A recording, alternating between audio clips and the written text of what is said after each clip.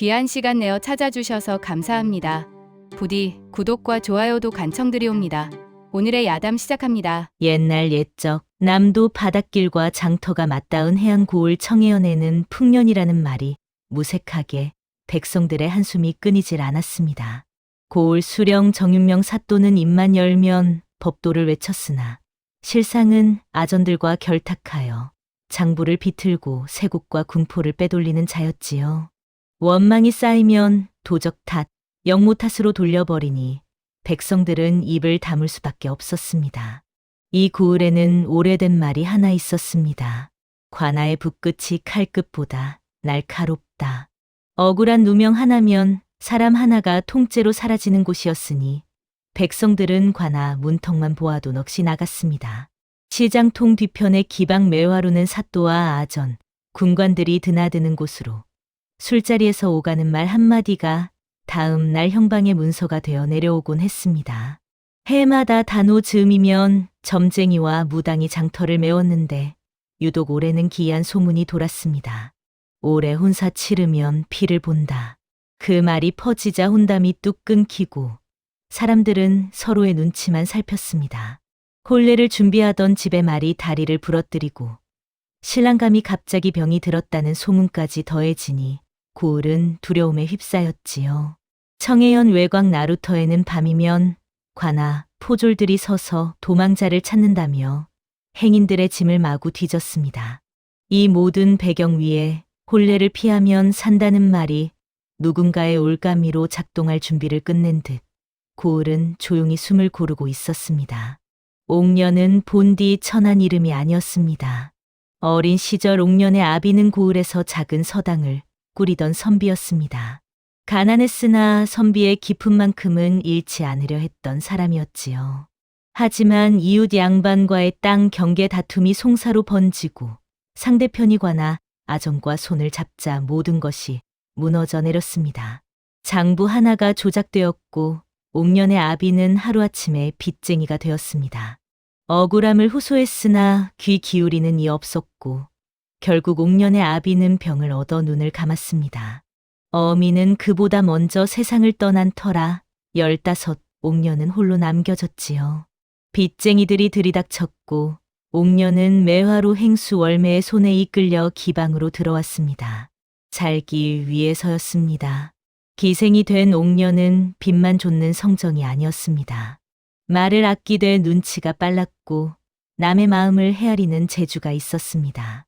술상을 나를 때면 손님의 기분을 먼저 읽어내고 웃음 뒤에는 늘 한숨을 숨겼습니다. 웃을 때도 옥년의 손끝은 미세하게 떨렸고 그 떨림을 아는 이는 월매뿐이었지요. 옥년의 외모는 화려하기보다 단정하고 맑은 인상이었습니다. 얌전한 눈매에 가늘고 긴 목선, 말을 아끼는 인매가 사람들로 하여금 마음이 고들 듯하다는 평을 하게 만들었습니다. 하지만 그 평이 오히려 옥년에게는 더 큰 구속이었습니다. 사람들은 고든 마음을 가진 기생을 더 꺾고 싶어 했으니까요. 옥년은 기방에 들어온 뒤로 혼사 이야기만 나오면 몸서리를 쳤습니다. 사내의 정이 두렵다기보다 혼사가 곧 문서와 장부로 이어져 사람을 올가맨다는 것을 알았기 때문이었습니다. 아비가 문서 하나에 죽었듯이 혼인 문서 또한 계집을 죽일 수 있다는 것을 옥년은 일찍이 깨달았습니다. 옥년의 작은 꿈은 거창하지 않았습니다. 기방을 나가 조용히 바느질로 살 집 한 칸, 누구의 첩도 아니고 누구의 흥밋거리도 아닌 삶. 그저 옥년이라는 이름 하나로 살아가는 것이었지요. 매화루 행수 월매는 옥년의 재주를 아끼면서도 늘 경계의 말을 잊지 않았습니다. 세상은 재주 있는 계집을 그냥 두지 않는다. 내 재주가 곧 내 올가미가 될 게다. 옥년은 그 말이 칼처럼 느껴졌습니다. 월매의 말은 늘 틀린 적이 없었으니까요. 옥년의 마음속에는 한 가지 원칙이 서 있었습니다. 올해만은 혼연을 끊는다는 것이었습니다. 그 결심이 훗날 가장 아픈 선택으로 돌아올 줄은 아직 모른 채였습니다. 청해연 아정 가운데 설이 한두 식이 있었습니다. 글씨가 날렵하고 아부가 능해 사또의 총애를 받는 자였지요. 한두식은 사또 앞에서는 허리가 90도까지 꺾이는 사람이었으나 아래 백성들 앞에서는 코방귀도 끼지 않았습니다. 겉으로는 상냥한 웃음을 짓고 있으나 속으로는 사람을 사람으로 보지 않는 눈을 가진 자였습니다. 형방의 아전 김방득은 돈과 술을 좋아했습니다. 배가 불룩 나온 산해로 무엇보다 증거를 만들 줄 아는 재주가 있었지요. 장터 소문 하나를 주워다가 문서로 바꾸면 억울한 사람이 하루아침에 죄인이 되었습니다. 김방득의 붓끝에서 나온 문서는 곧 사람의 목숨이었습니다. 옥년에게는 기방동무 초란이 있었습니다. 초란은 옥년보다 2살 어렸고 가벼운 말로 사람을 웃기는 재주가 있었습니다. 하지만 위급할 때 제일 먼저 손을 내미는 마음씨도 가지고 있었지요. 초란은 겁이 많았으나 옥년을 언니처럼 따랐습니다. 고을 군관 중에는 젊은 무관 준호가 있었습니다. 본래 변방 근무를 전전한 자로 말탄 자세가 반듯하고 불의의 고개를 숙이지 않는 성정을 지녔습니다. 준호는 최근 청해원으로 들어왔다가 억울한 누명을 쓰고 쫓기는 처지가 되었습니다. 누명을 씌운 쪽이 사또와 가까운 세력임은 두말할 나위 없었지요. 사또의 조카 정태겸은 30 남짓한 나이로 겉으로는 점잖은 양반 도령 행세를 했습니다. 하지만 속으로는 염전과 세곡을 둘러싼 검은 돈의 줄기를 쥐고 있는 자였지요. 준호와는 과거에 얽힌 악연이 있었으나 그 내막은 아직 드러나지 않았습니다. 마지막으로 장터에 점쟁이 박술이 있었습니다. 50줄의 사내로 사람 마음을 읽는 눈이 있는 듯 보였습니다. 하지만 그 혀끝이 누구에게 붙어 있는지는 알 수 없었지요.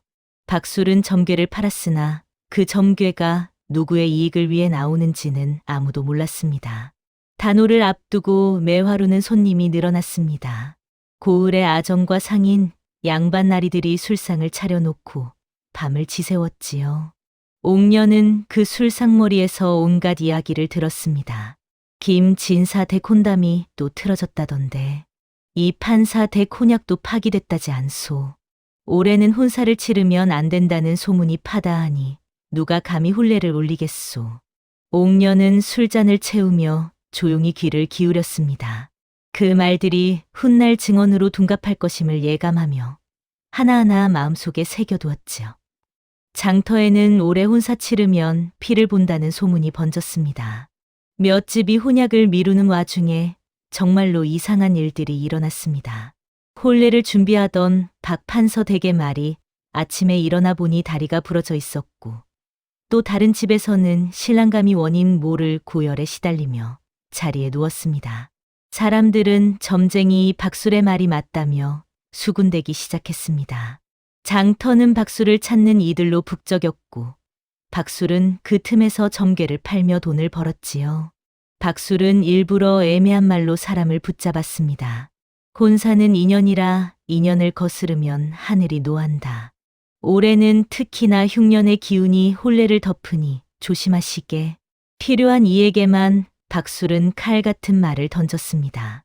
어떤 이에게는 혼사를 권하고 어떤 이에게는 혼사를 막았지요. 그 기준이 무엇인지는 아무도 몰랐습니다. 옥년은 어느 날 초란의 손에 이끌려 박술 앞에 앉게 되었습니다. 초란이 언니도 한번 보라며 억지로 끌고 간 것이지요. 박술은 옥년의 송금을 한참 들여다보았습니다. 그러더니 낮게, 아주 낮게 말했습니다. 올해 혼례를 하면 피바람이 분다. 피하면 산다. 옥년은 그 말이 미덥지 않았습니다. 하지만 이미 마음속 두려움과 딱 맞아떨어지는 말이었습니다. 혼사가 두렵다는 마음, 문서가 두렵다는 마음이 박술의 말에 기대어 스스로를 설득하려 했지요. 옥년은 박술에게 물었습니다. 피바람이란 무엇입니까? 박술은 웃으며 답했습니다. 알면 피하지 못하고 모르면 피할 수 있지. 그 말이 옥년의 가슴을 찔렀습니다. 행수 월매는 매화루로 돌아온 옥년에게 말했습니다. 점괘는 점괘일 뿐이다. 내 마음이 점괘를 만든 것이지 점괘가 내 마음을 만든 게 아니다. 하지만 동시에 월매는 이런 말도 흘렸습니다. 사또 댁에서 박술을 불러들였다더구나. 무슨 점을 받는지는 모르겠으나 그 말은 점괘 뒤에 사람의 손이 있음을 살짝 비추는 것이었습니다. 옥녀는 단오날 새벽 강가로 나갔습니다. 물빛을 보며 혼잣말을 했지요. 혼연을 끊고 살아야 한다. 그래야 산다. 그 다짐이 올가미의 첫 매듭이 되었습니다. 옥녀는 아직 몰랐습니다. 자신이 방금 누군가의 그물에 발을 들였다는 것을 말입니다. 단오 당일 밤 매화루는 손님들로 가득했습니다. 술 냄새와 웃음소리가 뒤섞이고 촛불이 붉게 타오르는 밤이었지요. 옥녀는 손님을 모시고 있다가 문득 뒤뜰에서 이상한 소리를 들었습니다. 무언가 쓰러지는 소리, 신음소리가 희미하게 들려왔습니다. 옥녀는 겁이 났으나 외면하지 못했습니다. 조심스레 뒤뜰로 나가 장독대 쪽을 살폈지요. 그곳에는 피 묻은 도포를 입은 사내가 쓰러져 있었습니다. 칼집을 잃은 칼이 바닥에 굴러다니고 사내는 숨을 고르며 상처를 움켜쥐고 있었습니다. 옥녀는 숨을 죽이며 물었습니다. 누구십니까? 사내가 고개를 들었습니다. 준호였습니다. 얼굴이 창백하고 입술이 파래진 모습이었지요. 준호는 낮게 말했습니다. 관아가 나를 잡아 죽이려 한다. 옥녀는 뒤로 물러서려다가 멈췄습니다. 준호의 눈빛이 거짓을 말하지 않는다는 것을 알아챘기 때문입니다. 준호는 숨을 고르며 말을 이었습니다. 세곡 운송 장부에서 부정을 보았소. 그것을 상관에게 구하려다가 도리어 도적과 내통했다는 누명을 썼소. 옥녀는 관아와 얽히면 기방도 통째로 무너진다는 것을 알았습니다. 손이 떨렸지요. 하지만 준호의 상처에서 피가 흘러내리는 것을 보고 외면할 수가 없었습니다. 월매가 뒤뜰로 나와 옥년을 불렀습니다. 옥년아, 지금 당장 내쫓아라. 관아와 얽히면 우리 모두 죽는다. 하지만 옥년은 이미 약초를 가지러 안으로 들어가고 있었습니다. 물수건도 가져왔습니다. 이 순간 두 사람 사이에 빚이 생긴 것이었지요. 옥년은 준호의 상처를 닦으며 점괘를 떠올렸습니다. 혼례만 피하면 산다 했지. 사람 하나 살리는 건 괜찮을 터. 그 판단이 가장 큰 착각임을 옥년은 아직 몰랐습니다. 옥년은 준호를 매화로의 빈 창고방으로 옮겼습니다. 손님들이 드나들지 않는 곳이었고 쌀독과 장독이 쌓인 어두운 방이었지요. 초란에게만 비밀을 나누었습니다. 초란은 겁을 먹으며 손을 떨었습니다. 언니, 이러다가 우리 모두 죽는 거 아니야? 옥년은 초란의 손을 꼭 잡으며 말했습니다. 아무 말 하지 마라. 며칠만 참아다오. 초란은 이를 악물고 고개를 끄덕였습니다. 옥년은 준호에게 상처 치료를 해주며 물었습니다. 정말로 죄가 없으십니까? 관아가 거짓으로 사람을 잡지는 않을 터인데. 준호는 잠시 침묵하다 답했습니다. 내 죄는 세상 일이 더럽다는 것을 너무 고지곳대로 믿은 죄이오. 장부가 바르면 세상도 바를 줄 알았소. 옥년은 그 말을 듣고 작게 웃었습니다. 씁쓸한 웃음이었지요. 세상이 바르면 저 같은 기생이 어찌 생기겠습니까? 다음 날 아침 관아 포졸들이 매화루에 들이닥쳤습니다. 문을 거칠게 두드리며 소리를 질렀지요. 도망 무관을 숨긴 자가 있으면 연좌시킬 것이다. 월매가 나가 응대했습니다. 포졸들은 기방 안을 뒤지며 기생들을 하나하나 불러 세웠습니다. 옥년도 그 자리에 섰습니다. 옥년은 태연한 얼굴을 꾸미려 했으나 손끝이 떨렸습니다. 술잔을 나를 때처럼 손을 가만히 쥐었다 폈다를 반복하며 떨림을 감추려 했지요. 포졸 하나가 그 모습을 유심히 보았습니다. 눈을 가늘게 뜨고 옥년을 뚫어지게 쳐다보았습니다. 옥년은 숨이 막히는 것 같았으나 고개를 숙이지 않았습니다. 포졸들은 한참을 뒤지다가 아무것도 찾지 못하고 돌아갔습니다. 사또의 명이 내려왔으니 곧 다시 올 것임을 으름장 놓으며 말이지요. 준호는 창고방에서 그 소리를 들으며 이를 악물었습니다. 옥년에게 말했습니다. 이제 도망쳐야 하오. 여기 있으면 당신까지 위험하오. 하지만 옥년은 고개를 저었습니다. 지금 나서면 더 큰 그물에 걸립니다. 증거를 찾아야 합니다. 이때부터 옥년이 단순한 구원자가 아니라 사건 해결의 축이 되었습니다. 옥녀는 기방 손님들 사이에서 조심스레 장부와 염전, 쇠곡 이야기를 캐물었습니다. 술을 따르며 웃음을 지으며 귀를 기울였지요. 준호는 밤마다 창고방에서 기억을 되짚어 부정의 고리를 그렸습니다. 옥녀는 혼례를 피하겠다던 마음을 더 단단히 쥐었습니다. 난 혼사가 싫다. 난 얽매이기 싫다. 그런데 바로 그 마음이 사또 쪽에서 가장 쓰기 좋은 먹잇감이 되고 있었습니다. 옥녀는 그 사실을 아직 몰랐습니다. 사흘 뒤 박술이 매화로의 손님처럼 들어왔습니다. 점쟁이가 기방에 오는 것은 드문 일이었습니다. 박술은 술도 마시지 않으면서 옥년을 찾는 눈빛이 끈적했지요. 옥년은 박술 앞에 앉았습니다. 박술은 술잔을 만지작거리며 낮게 말했습니다. 잔에 하나 숨겨둔 냄새가 난다. 옥년은 심장이 철렁 내려앉는 것을 느꼈습니다. 어떻게 알았을까 하는 두려움이 먼저 밀려왔지요. 박술은 말을 이었습니다. 숨긴 정이 깊어지면 혼사와 다르지 않다.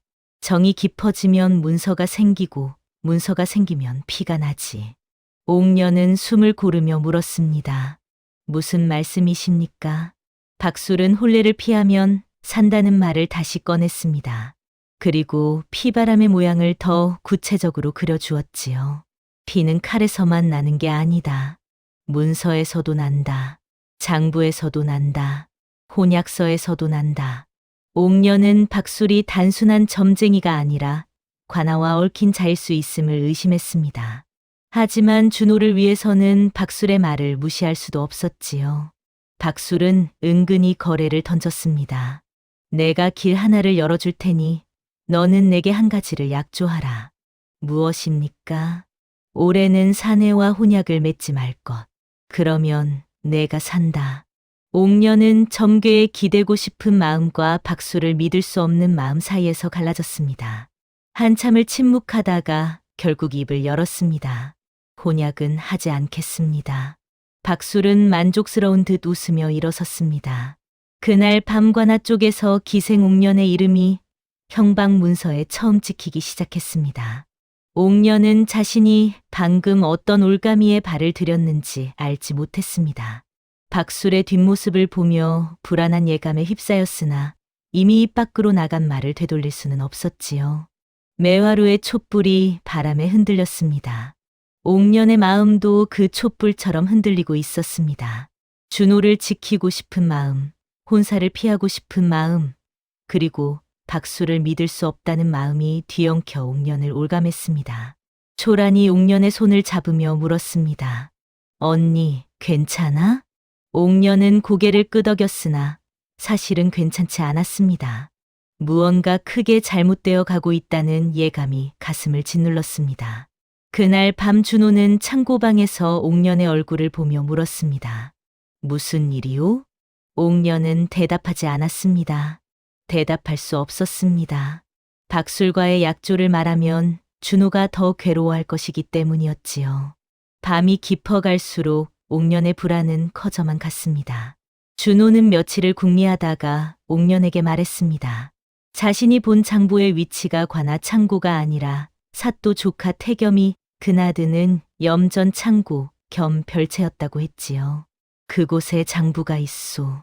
쇠곡의 양과 날짜가 기록된 장부 말이오. 옥년은 태겸의 별채라는 말에 얼굴이 굳었습니다. 태겸은 고을에서 손꼽히는 권세가였고 그 별채에는 사또의 신복들이 드나들었습니다. 옥년은 기방 손님 중 태겸과 가까운 자를 골랐습니다. 상인 하나였는데 술을 좋아하고 말이 많은 자였지요. 옥년은 그에게 술을 따르며 조심스레 별채의 출입 시각을 캐물었습니다. 태겸 도령님께서 요즘 바쁘신가 봅니다. 얼굴을 뵙기가 어렵네요. 상인은 술김에 말을 늘어놓았습니다. 밤마다 별채에 계시지. 낮에는 관아에 계시고 별채에는 밤 2경쯤 들어가시더군. 옥년은 그 정보를 머릿속에 새겨두었습니다. 이 과정에서 옥년은 얼마나 위험한 줄타기를 하는지 알면서도 물러서지 않았지요. 초라는 장터에서 우연히 이상한 광경을 보았습니다. 태겸이 서리 한도식과 고을 뒷골목에서 만나 돈주머니를 주고받는 모습이었습니다. 초라는 그 사실을 옥년에게 말하려다가 입을 다물었습니다. 말하는 순간 본인이 표적이 될까 두려웠기 때문이지요. 하지만 결국 참지 못하고 옥년에게 털어놓았습니다. 옥년은 초란의 손을 꼭 잡으며 말했습니다. 아무에게도 말하지 마라. 특히 월매 행수님께도. 준호는 옥년에게 말했습니다. 이제 여기서 손을 떼시오. 당신까지 위험해지고 있소. 하지만 옥년은 고개를 저었습니다. 사또가 당신을 죽이면 다음은 저입니다. 저는 이미 발을 들였습니다. 돌아갈 곳이 없습니다. 두 사람은 밤에 나루터를 건너 별채로 숨어들 계획을 세웠습니다. 하지만 관아 포졸의 순찰이 예상보다 촘촘했습니다. 나루터마다 포졸이 서 있었고 별채 근처에도 순찰이 돌고 있었지요. 누군가 정보가 새어나갔습니다. 준호의 말에 옥년은 고개를 끄덕였습니다. 하지만 누가 세웠는지는 알 수 없었습니다. 옥년은 준호에게 단호 부채 하나를 건넸습니다. 부채에는 짧은 글귀가 적혀 있었지요. 이것이 제 숨통입니다. 훗날 필요할 것입니다. 준호는 부채를 펼쳐 글귀를 보았습니다. 혼연을 끊고 살리라. 옥년이 점쟁이 박술에게 들은 말을 적어둔 것이었습니다. 그날 밤 두 사람은 별채로 숨어들었습니다. 담을 넘고 창문을 열어 안으로 들어갔지요. 하지만 포졸들이 갑자기 몰려들었습니다. 적이다. 저놈을 잡아라. 준호는 옥년의 손을 잡고 뛰었습니다. 포졸에게 쫓기며 겨우 빠져나왔으나 그 과정에서 준호의 칼집이 바닥에 떨어졌습니다. 포졸 하나가 그것을 주워 들었지요. 두 사람은 숨을 헐떡이며 매화루로 돌아왔습니다. 첫 침투는 실패했습니다. 그리고 칼집을 잃었습니다. 준호는 그 칼집이 얼마나 위험한지 알고 있었습니다. 다음 날 아침 관아는 준호를 잡기 위한 방을 붙였습니다. 죄목이 바뀌어 있었습니다. 도적 내통에서 한 단계 올라가나 문서 절취로 말이지요. 옥년은 그 방을 보며 등골이 서늘했습니다. 누군가 죄목을 조정할 힘이 있다는 것이 드러난 순간이었습니다. 형방 아전 김방득이 매화루에 찾아왔습니다. 술을 한잔 하러 왔다며 옥년을 불렀지요. 옥년이 아는 무관이 있다더구려. 김방득은 은근히 떠보았습니다. 옥년은 웃음으로 넘겼습니다. 무슨 말씀이십니까? 저는 기생일 뿐입니다. 하지만 옥년은 이미 자신의 이름이 찍힌 뒤임을 눈치챘습니다. 김방득의 눈빛이 그것을 말해주고 있었지요. 준호는 창고방에서 옥년에게 말했습니다. 자신이 단순히 부정을 본 것이 아니라 태겸이 세곡을 빼돌린 돈으로 무리를 사적 군사처럼 부리고 있다는 증거까지 잡았다고 했습니다. 그 장부에는 곡식의 양뿐 아니라 사람의 이름도 적혀 있었소. 돈을 받고 태겸을 따르는 자들의 이름이 말이오. 옥년은 조용히 말했습니다. 그렇다면 당신을 죽이는 것으로 끝내지 않습니다. 당신을 통해 고을을 잠재우려는 것입니다. 당신을 죽이면 누구도 감히 입을 열지 못할 것입니다. 준호는 옥년의 통찰에 놀랐습니다. 기생으로 살아온 이가 어찌 이리 세상의 이치를 꿰뚫는지 의아했지요. 그날 밤 박술이 다시 나타났습니다. 매화루 뒤뜰에 혼자 서 있는 옥년을 찾아왔습니다. 혼약은 하지 말라는 말 잊지 않았겠지. 박술은 말을 이었습니다. 준호가 내 곁에 있으면 너도 함께 죽는다. 그를 버려라. 옥년은 박술을 똑바로 쳐다보며 물었습니다. 당신은 누구 편입니까? 박술은 대답하지 않고 돌아섰습니다. 이때 옥년은 역으로 깨달았습니다. 박술은 점괘를 미끼로 옥년을 혼약을 피하는 방향으로 몰아가고 있었습니다. 왜? 그 길이 누군가에게 이롭기 때문이었지요. 옥년은 준호에게 말했습니다. 우리가 살 길은 도망이 아닙니다. 사또가 원하는 모양대로 움직이지 않는 것입니다. 두 사람의 목표가 숨기기에서 뒤집기로 바뀌었습니다. 더 이상 도망치지 않기로 한 것이지요. 옥년의 눈빛이 달라졌습니다. 두려움 대신 단단한 결기가 그 자리를 차지했습니다. 준호는 그런 옥년을 보며 감탄했습니다. 이 계집은 기생이기 전에 전사였습니다. 옥년은 준호에게 밥을 내어주며 물었습니다. 왜 그 장부를 보려 하셨습니까? 당신 한 몸 살면 될 일을. 준호는 밥을 먹다 말고 잠시 침묵했습니다. 그러다 천천히 입을 열었지요. 백성이 피땀 흘린 곡식이 누군가의 금잔이 되는 꼴을 못 보겠소. 나는 군관이요. 군관은 백성을 지켜야 하오. 옥년은 그 말을 듣고 작게 웃었습니다. 씁쓸하면서도 따뜻한 웃음이었지요. 백성을 지킨다는 말, 참 좋은 말입니다. 하지만 세상은 그런 말을 믿지 않습니다. 준호는 옥년이 기생이기 전에 한 사람임을 대했습니다. 술을 따르라 하지도 않았고 웃음을 팔라 하지도 않았습니다. 그저 사람으로서 대화를 나누었지요. 옥년은 그런 준호의 태도에 마음이 흔들렸습니다. 다만 그 흔들림을 드러내지 않고 눈빛과 손끝으로만 남겼습니다. 밥그릇을 내려놓을 때 손끝이 미세하게 떨렸고 준호의 눈을 마주칠 때 시선이 금방 흩어졌습니다. 옥년은 자신이 혼사를 두려워하는 까닭을 털어놓았습니다. 혼사는 정이 아니라 문서입니다. 문서는 사람을 죽입니다. 제 아비가 문서 하나에 죽었습니다. 혼인 문서도 마찬가지입니다. 준호는 고개를 끄덕이며 말했습니다. 그 문서를 우리가 거꾸로 주면 됩니다.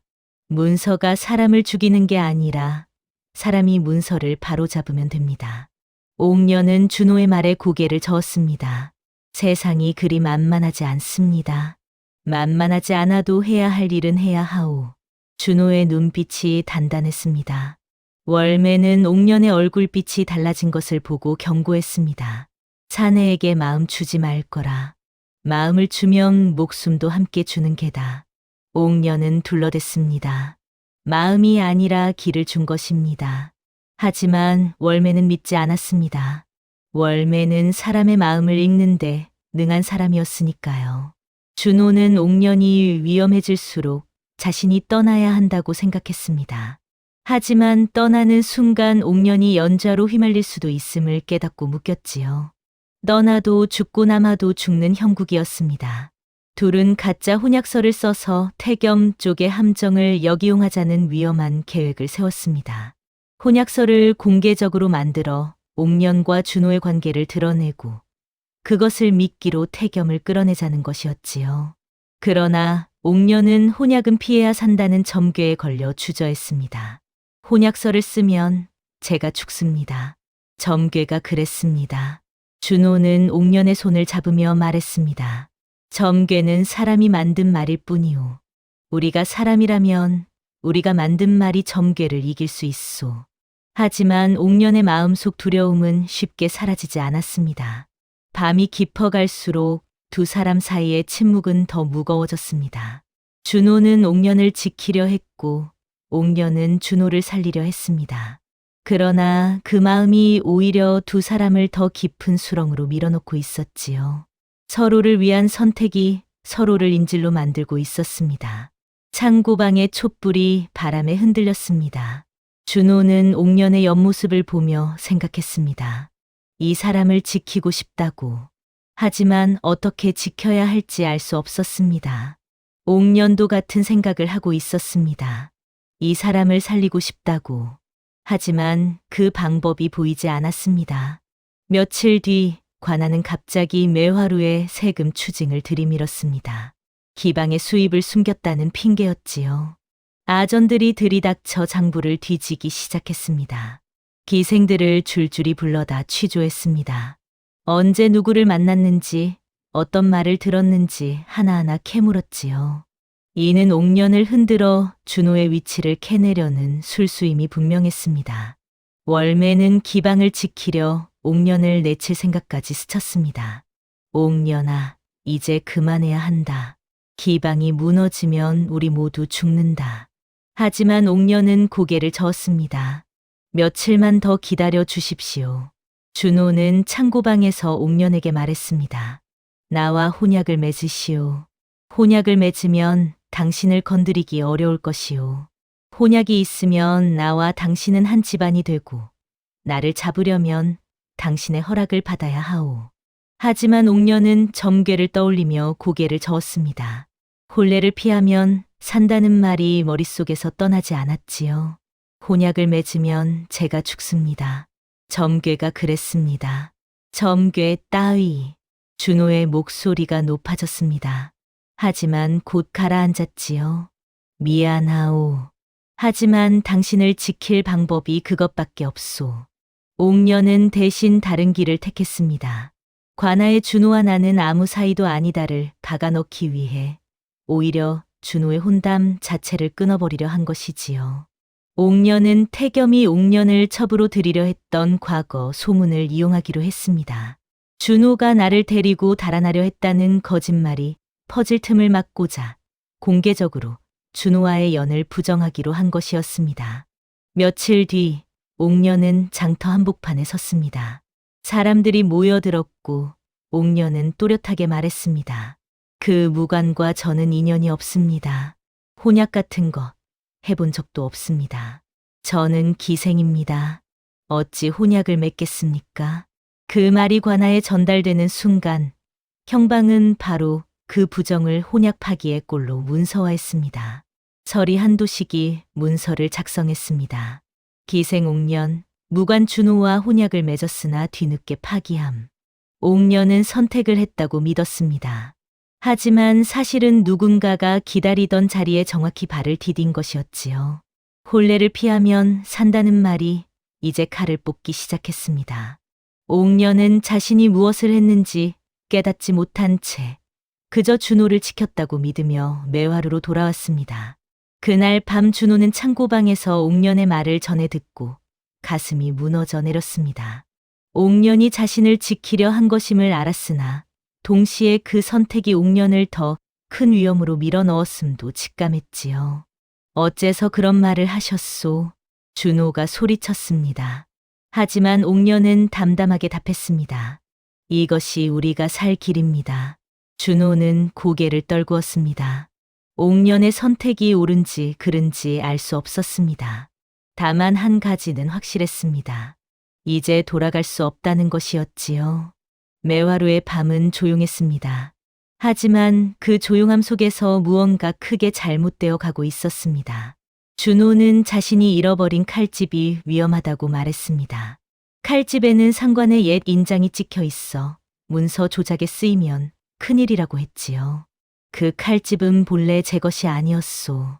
변방에서 근무할 때 상관께서 주신 것이오. 상관의 인장이 찍혀 있어 문서를 증명하는 데 쓸 수 있소. 옥년은 그 말에 등골이 서늘해졌습니다. 초란히 떨리는 목소리로 옥년에게 알렸습니다. 언니, 포졸 하나가 칼집을 들고 형방으로 들어가는 걸 봤어. 옥년은 피가 식는 듯한 공포를 느꼈습니다. 칼집이 형방에 들어갔다는 것은 곧 문서가 만들어질 것이라는 뜻이었습니다. 옥년은 형방 아전 김방득의 술자리에 일부러 끼어들었습니다.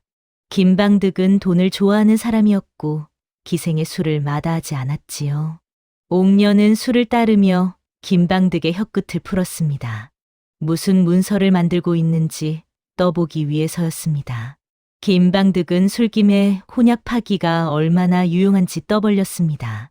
계집이 부정하면 그 부정이 곧 죄가 되고 사내가 도망치면 그 도망이 곧 역심이 되지. 혼약 파기만큼 쓸모 있는 게 없어. 옥년은 술잔을 들며 물었습니다.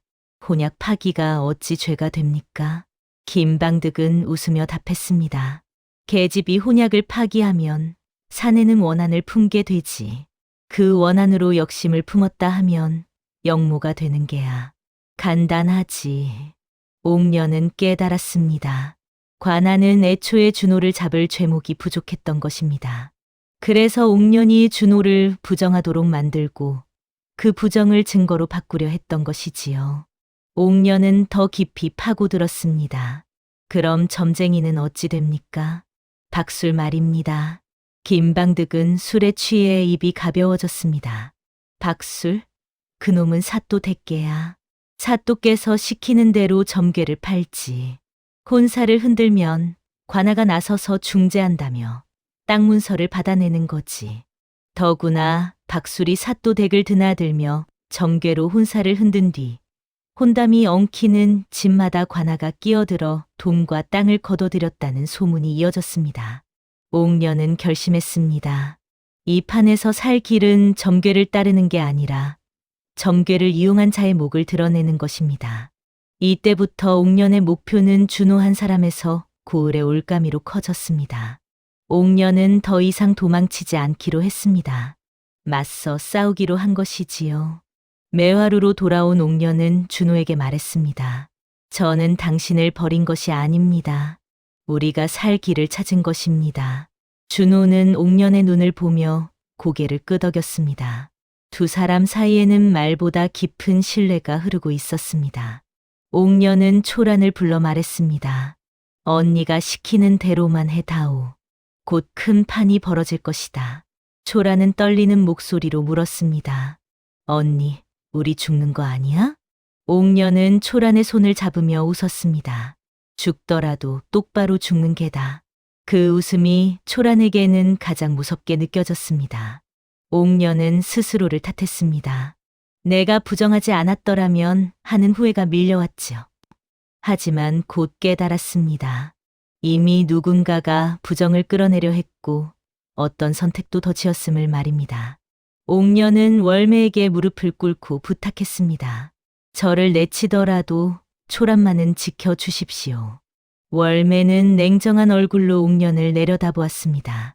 한참을 침묵하다가 입을 열었지요. 내가 어찌 이리 어리석냐? 자네 하나 때문에 목숨을 거는 것이냐? 목숨이 아니라 길을 거는 것입니다. 월매는 한숨을 쉬었습니다. 그리고 옥년의 손을 잡아 일으켰습니다. 한 번만 돕겠다. 한 번만이다. 옥년은 고개를 숙여 감사를 표했습니다. 준호는 옥년에게 말했습니다. 이제 그만 물러서시오. 이미 충분히 하셨소. 하지만 옥년은 단호하게 말했습니다. 저는 이미 죄인이 되었습니다. 죄인이라면 죄인의 방식으로 싸우겠습니다. 옥년은 기방 손님 중 외지 상인을 붙잡았습니다.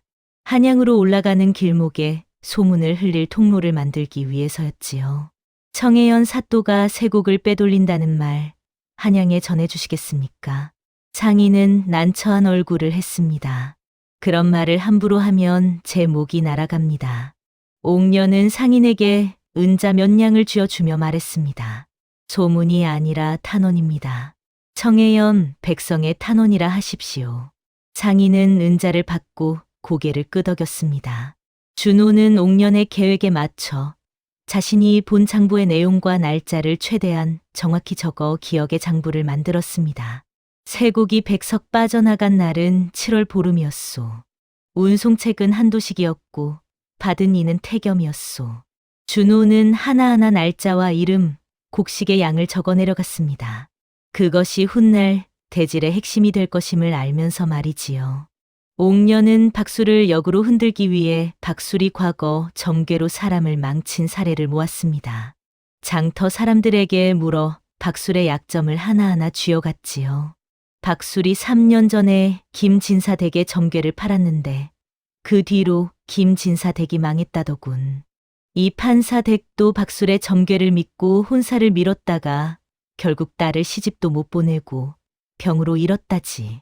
옥년은 그 이야기들을 모아 박술의 목을 조일 준비를 했습니다. 두 사람은 혼약이라는 덫을 오히려 공개라는 칼로 바꾸려 했습니다. 옥년은 드디어 점괘를 정면으로 바라보았습니다. 피하면 산다가 아니라 피하면 더 크게 죽는다는 것이 진실입니다. 준호는 옥년의 손을 잡으며 말했습니다. 함께 싸웁시다. 옥년은 고개를 끄덕였습니다. 두 사람의 눈빛에는 두려움 대신 결기가 서려 있었습니다. 옥년은 마침내 박수를 마주 앉혔습니다. 술 한 잔도 없이 오직 말로만 마주한 자리였지요. 내 점괘가 그렇게 용하더냐? 아니면 내 혀가 그렇게 사또를 닮았더냐? 옥년의 목소리는 차가웠습니다. 박술은 처음에는 능청을 떨었습니다. 무슨 말인지 모르겠구려. 하지만 옥년이 박술의 과거 일을 하나하나 꺼내며 몰아붙이자 박술의 숨이 막혔습니다. 3년 전 김진사 댁에 점괘를 팔았지요.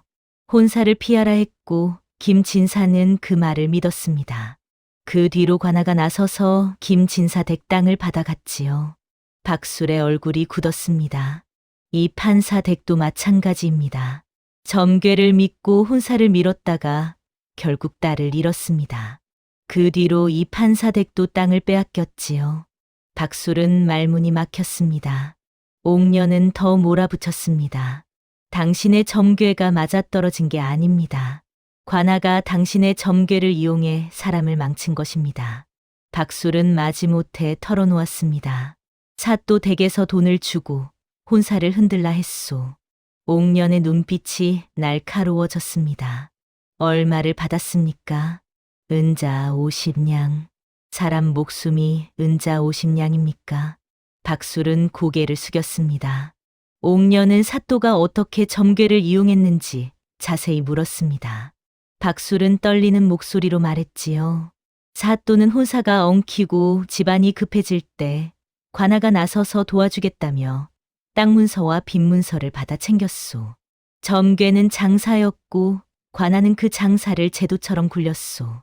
옥녀는 여기서 결정적인 것을 깨달았습니다. 혼례를 하면 피바람이 아니라 혼례를 피하게 만들면 피바람입니다. 사람들이 혼사를 겁내 피할수록 관아는 문서를 만들고 죄를 만들고 땅을 거뒀습니다. 박술은 나는 살려고 그랬다고 변명했습니다. 나도 먹고 살아야 하지 않소. 옥녀는 차갑게 말했습니다. 살려고 남을 죽인 자는 결국 자기 숨도 제 손으로 조입니다. 준호는 이 자백을 받아내어 한양에 올릴 길을 찾자고 했습니다.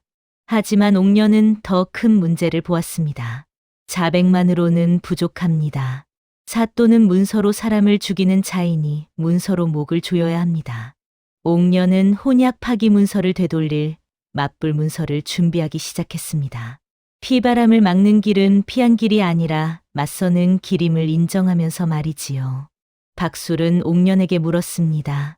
내가 이 말을 한 것이 알려지면 나는 죽소. 옥년은 담담하게 답했습니다. 당신은 이미 죽은 목숨입니다. 다만 어떻게 죽을지 선택할 수 있을 뿐입니다. 박술은 고개를 떨구었습니다. 관아는 드디어 준호의 은신처를 좁혀왔습니다. 포졸들이 매화로 주변을 에워싸고 이번에는 월매의 몸수색까지 벌어졌습니다. 포졸들이 매화로 문을 박차고 들어왔습니다. 기생들이 비명을 질렀고 손님들은 황급히 도망쳤지요. 도망 무관을 숨긴 자가 있다. 모두 나와라. 경방아전 김방득이 앞장섰습니다. 김방득은 매화로 구석구석을 뒤지기 시작했습니다. 그 와중에 초란이 겁을 이기지 못하고 울음을 터뜨릴 뻔했습니다. 하지만 옥년이 초란의 손을 꼭 잡아 막았습니다. 작은 손잡음이 큰 파국을 막는 순간이었지요. 포졸들은 창고방 문 앞까지 왔습니다. 옥년은 숨이 멎는 것 같았습니다. 하지만 결국 준호는 스스로 문을 열고 나섰습니다. 내가 여기 있었소. 포졸들이 준호를 에워쌌습니다. 김방득이 비웃으며 말했습니다. 이놈, 드디어 잡혔구나. 경방은 곧바로 혼약 파기 문서와 칼집을 내밀었습니다. 기생 옥년이 무관 준호와 혼약을 맺고 달아나려 했으나 뒤늦게 파기하여 원한이 생겼다. 그 원한으로 관아 문서를 훔치려 했다. 말도 안 되는 줄거리였으나 문서가 있으면 법은 그쪽으로 기울었습니다. 조선의 법이란 것이 그랬습니다. 준호는 옥년을 지키려 소리쳤습니다.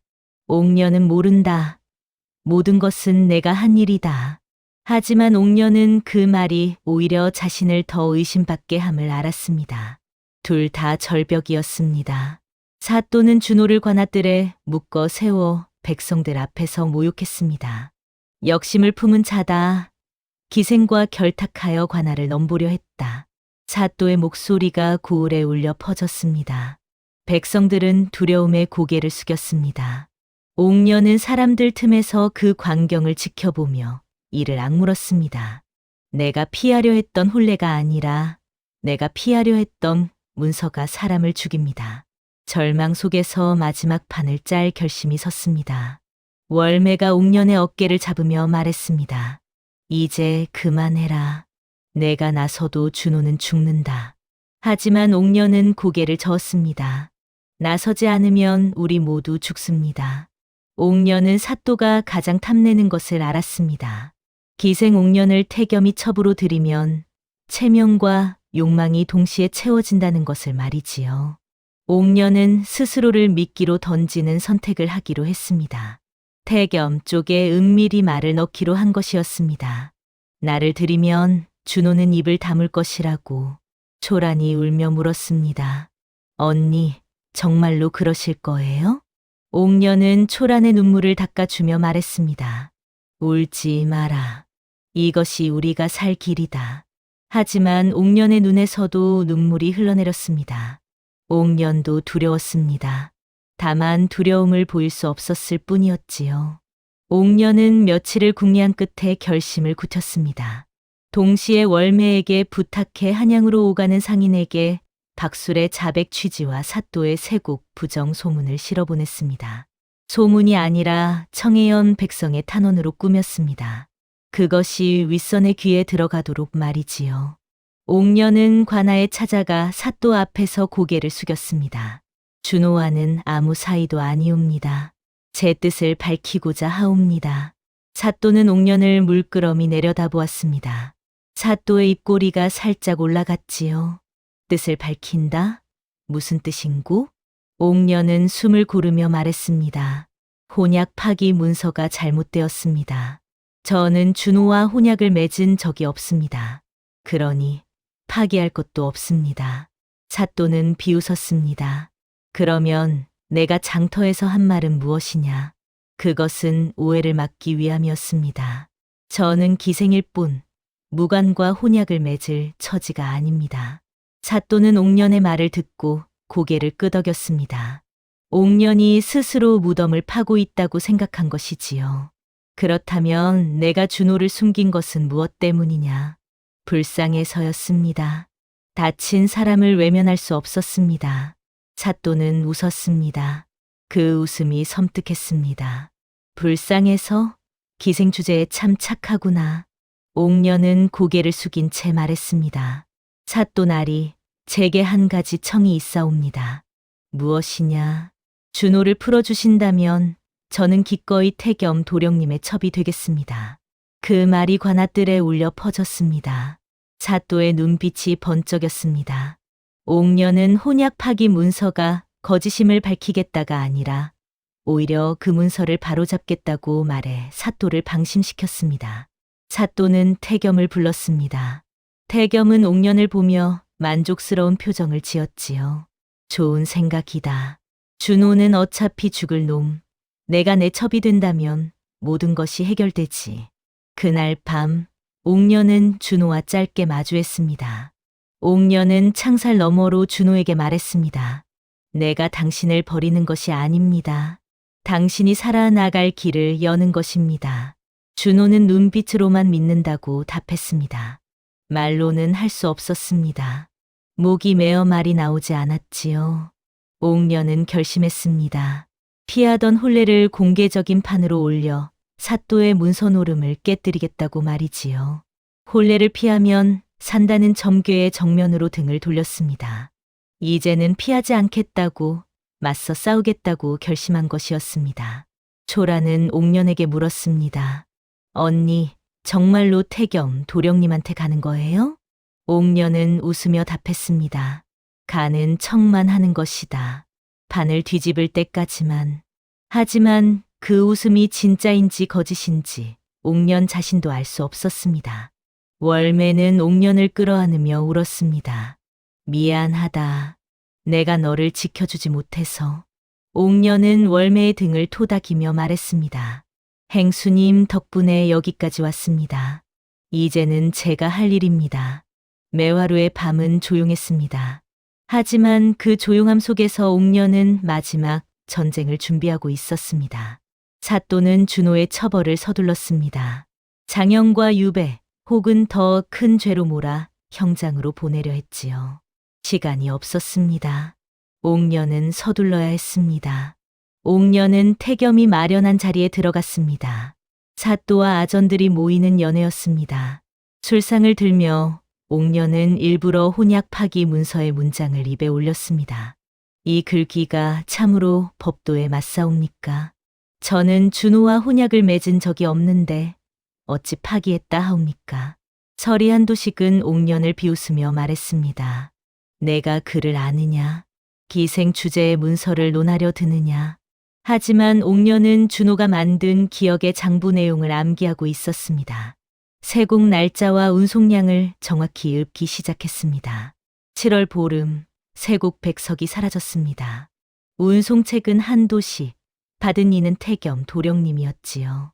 아전들의 얼굴빛이 바뀌었습니다. 한도식은 당황하며 소리쳤습니다. 그게 무슨 헛소리냐? 옥년은 침착하게 말을 이었습니다. 8월 20사흘, 세곡 50석이 또 사라졌습니다. 이번에도 한도식이 운송을 맡았고 태겸 도령님의 별채로 들어갔지요. 옥년은 준비해 둔 맞불 문서를 꺼냈습니다.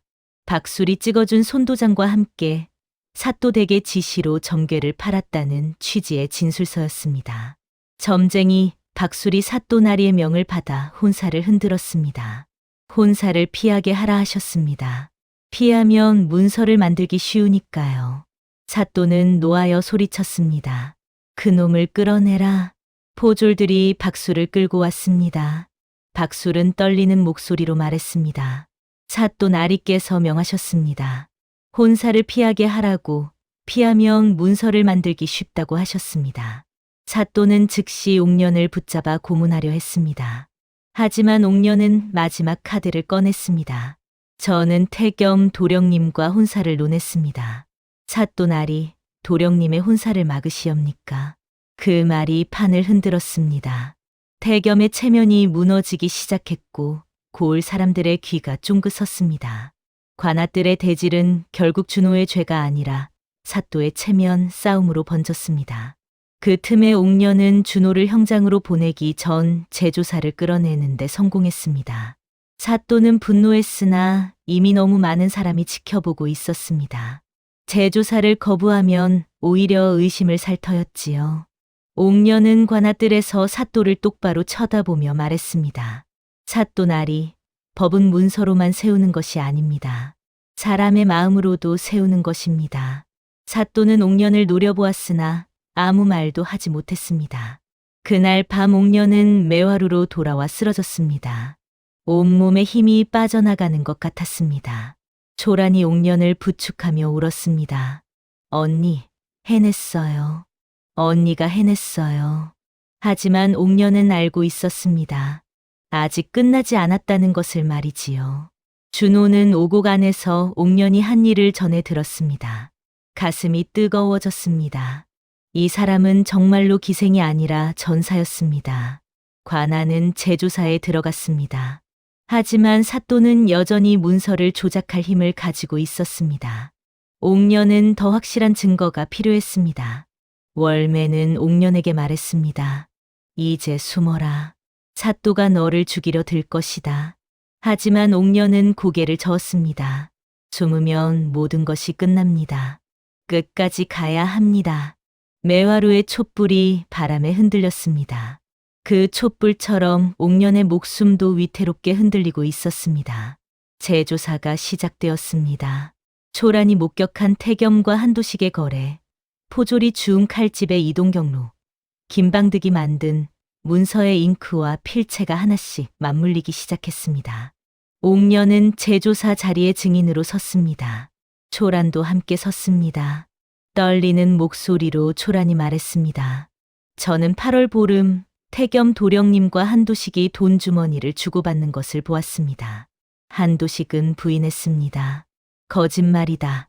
기생의 말을 어찌 믿느냐. 하지만 옥년이 덧붙였습니다. 그날은 장날이었습니다. 장터에 사람이 많았지요. 초란 외에도 본 사람이 있을 것입니다. 옥년의 말에 장터 상인 하나가 나섰습니다. 저도 보았습니다. 분명 돈 주머니를 주고받았습니다. 준호의 칼집은 원래 준호의 것이 아니라 과거 상관의 인장이 찍힌 물건이었습니다. 문서 위조에 쓰기 좋은 도구였지요. 준호가 증언했습니다. 그 칼집은 변방에서 상관께서 주신 것입니다. 상관의 인장이 찍혀 있어 문서를 증명하는 데 쓸 수 있습니다. 누군가 일부러 저를 별채로 유인해 칼집을 떨어뜨리게 한 것입니다. 포졸 하나가 떨리는 목소리로 자백했습니다. 한도식이 시켰습니다. 칼집을 주우라고 형방에 가져가라고 했습니다. 혼약 파기 문서는 옥년의 공언을 비틀어 만든 문서였습니다. 날짜와 증인이 조작되어 있었지요. 옥년이 말했습니다. 증인으로 서 있는 자가 사또댁 노복입니다. 저는 그 사람을 본 적도 없습니다. 증인으로 서 있던 자가 관아 사람들 틈에 섞여 있었습니다. 그 자가 끌려 나왔고 결국 자백했습니다. 한도식이 시켰습니다. 증인으로 서라고 옥년이 준호와 혼약을 맺었다고 말하라고 했습니다. 박술의 점괘는 맞춘 것이 아니라 관아가 점괘를 퍼뜨린 뒤 혼사가 흔들릴 때마다 사건을 만들어 점괘가 맞는 듯 보이게 했다는 구조가 드러났습니다. 박술이 떨리는 목소리로 말했습니다. 사또 나리께서 시키신 대로 했습니다. 혼사를 피하라고 점괘를 팔고 혼사가 엉키면 관아가 나서서 땅을 받아내라고 하셨습니다. 사또는 끝까지 발뺌하며 말했습니다. 고을 다스림을 위해 어쩔 수 없었다. 혼사가 엉키면 고을이 어지러워진다. 하지만 백성의 원성이 폭발했습니다. 관아뜰에 모인 백성들이 소리쳤습니다. 우리 땅을 빼앗아 가고도 그런 말을 하는가. 내 딸이 혼사를 못 치르고 병으로 죽었다. 옥년은 여기서 스스로도 깨달았습니다. 자신이 혼사를 피하면 산다는 말에 기대어 내린 선택들이 결국 관아가 원하는 피할수록 쉬운 문서를 만들어 주었다는 사실을 말이지요. 준호는 옥년에게 말했습니다. 점괘는 틀린 게 아니었소. 우리가 그 말에 매여 스스로 길을 끊었을 뿐이오. 복선이 회수되며 이야기가 완결로 향했습니다. 외지 상인을 통해 올라간 탄원이 윗선의 귀에 들어갔고 가명에서 사람이 내려왔다는 소식이 들렸습니다. 사또는 창백한 얼굴로 관아뜰에 섰습니다. 더 이상 발뺌할 곳이 없었습니다. 옥년은 조용히 관아뜰을 나섰습니다. 싸움은 끝났습니다. 이제는 살아남는 일만 남았습니다. 사또 정윤명은 결국 윗선의 조사에 걸려들었습니다. 가명에서 내려온 조사관이 장부를 뒤지고 증인들을 신문했습니다. 태겸과 아전들은 줄줄이 끌려가거나 도망쳤지요. 다만 완전한 정의는 아니었습니다. 사또는 파직되었으나 목숨은 부지했고 태겸은 먼 곳으로 유배되었습니다. 현실적인 처벌과 타협이 섞인 조선의 냉혹한 현실이었지요. 한도식과 김방득은 곤장을 맞고 쫓겨났습니다. 박술은 고을을 떠났습니다. 다시는 점괘를 팔지 않겠다고 맹세하며 말이지요. 준호는 누명을 벗었습니다. 하지만 상처가 남았습니다. 관아는 한번 죄인으로 만든 사람을 쉽게 놓아주지 않소. 이름에 낙인이 찍혔소. 준호는 다시 변방으로 나갈지 이 고을에 남아 바꿀지 갈림길에 섰습니다. 옥년은 매화루를 떠날 기회를 얻었습니다. 월매는 옥년에게 말했습니다. 내가 떠나면 매화루도 조용해진다. 이제 자유롭게 살 거라. 월매는 씁쓸하게 웃으며 옥년의 손에 쌈지돈을 쥐어 주었습니다. 초란에게도 작은 돈을 주며 말했지요. 너도 기방을 나가거라. 언니, 따라 새 길을 찾아라. 초란은 울며 월매에게 절을 했습니다. 옥년의 이름은 여전히 기생으로 남아 사람들 입에 오르내렸습니다. 하지만 동시에 관아의 문서를 뒤집은 계집으로도 남았지요. 명예와 낙인이 함께 가는 조선의 냉혹함을 옥년은 받아들였습니다. 준호는 옥년에게 섣불리 혼인을 청하지 않았습니다. 대신 말했습니다. 내가 원하면 너의 이름으로 살 집을 마련하겠소. 내 이름이 아니라 내 이름으로. 옥년은 그 말이 곧 혼약보다 무거운 약조임을 알았습니다. 준호는 옥년을 소유하려는 것이 아니라 지켜보려 한 것이지요. 옥년은 박술을 마지막으로 찾아갔습니다. 박술은 초라한 모습으로 고을 밖으로 떠날 채비를 하고 있었습니다. 사람의 목숨을 점괘로 팔지 마십시오. 옥년의 말에 박술은 고개를 숙이며 말했습니다. 다시는 그러지 않겠소. 용서하시오. 옥년은 대답하지 않고 돌아섰습니다. 두 사람은 함께 떠나지 않았습니다. 옥년은 먼저 고을을 벗어나 바느질과 장사로 자립할 길을 택했고, 준호는 뒤에서 조용히 길을 열어주었습니다. 사랑을 소유가 아니라 지켜봄으로 남겨 여운을 주는 선택이었지요. 옥년은 고을을 떠나기 전 마지막으로 강가에 섰습니다. 단오날 새벽 섰던 그 자리였습니다. 물빛을 보며 옥년은 혼잣말을 했습니다. 이제는 두렵지 않습니다. 강물은 여전히 흘러가고 있었습니다. 몇 달 뒤 단오가 다시 왔습니다. 장터에는 여전히 점쟁이가 앉아 있었으나 사람들은 예전처럼 점괘에 목숨을 맡기지 않았습니다. 마치는 말보다 이용하는 손을 경계하게 되었던 것이지요. 고을은 조용히 제 길을 찾아가고 있었습니다. 새로운 사또가 부임했고 세곡 장부가 조금은 바로 섰습니다. 완전하지는 않았으나 예전보다는 나아졌습니다. 옥년은 작은 초가에서 바느질을 하며 살았습니다. 고을에서 한나절 걸리는 마을이었습니다. 창밖의 바람 소리에 귀를 기울이며 옥년은 조용히 살아갔지요. 예전처럼 혼사가 두렵지 않은 것은 아니었습니다. 하지만 이제는 알았습니다. 두려움은 피한다고 사라지지 않는다는 것을 말이지요. 준호는 간간히 편지를 보냈습니다. 고을의 장부가 조금은 바로 섰소. 백성들이 예전보다 숨을 쉬기 편해졌소. 옥년은 편지를 불빛에 비추어 읽고 대답은 짧게 적었습니다. 살아내시오. 두 사람은 자주 만나지 않았습니다.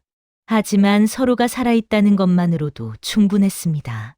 조라는 매화로를 나와 장터에서 작은 국밥 장사를 시작했습니다. 옥년이 준 돈으로 솥을 사고 작은 가게를 차렸지요. 그때 언니가 내 손을 잡아주지 않았으면 저는 무너졌을 거예요. 조라는 가끔 옥년을 찾아와 국밥 한 그릇을 내밀었습니다. 옥년은 그 국밥을 먹으며 따뜻함을 느꼈습니다. 옥년은 가끔 자신에게 물었습니다. 내가 그날 준호와의 연을 부정하지 않았다면? 그리고 스스로 답했습니다.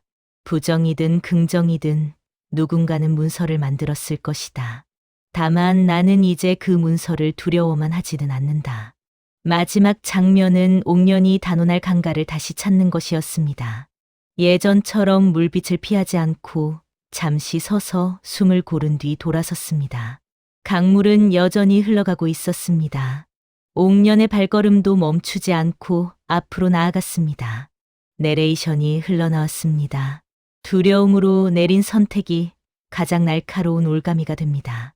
그러니 피할 길을 찾기 전에 누가 그 두려움을 팔아먹는지부터 보아야 합니다. 옥연은 바느질을 하며 창밖을 보았습니다. 햇살이 따뜻했습니다. 더 이상 두렵지 않았습니다. 아니, 여전히 두려웠으나 그 두려움을 받아들일 수 있었습니다. 옛말에 백절불굴이라는 말이 있습니다. 어떠한 난관에도 굽히지 않고 이겨나간다는 뜻이지요.